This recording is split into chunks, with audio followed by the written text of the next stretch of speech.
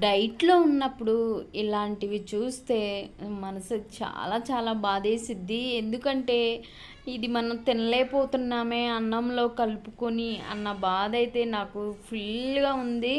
నేనేమో డైట్‌లో ఉన్నాను. ఈ డైట్‌లో ఉన్నప్పుడే మనకి ఈ మటన్‌ని ఇలా గ్రేవీలాగా వండుకొని మేక్కాలని ఇలా కళ్ళ ముందు చూస్తూ ఉంటే అసలు మనం ఆగుతామా?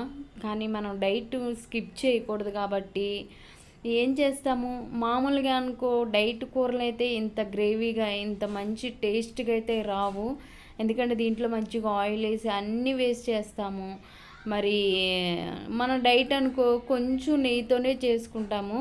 కానీ నేనైతే ఫుడ్‌ని చాలా చాలా మిస్ అవుతున్నామండి.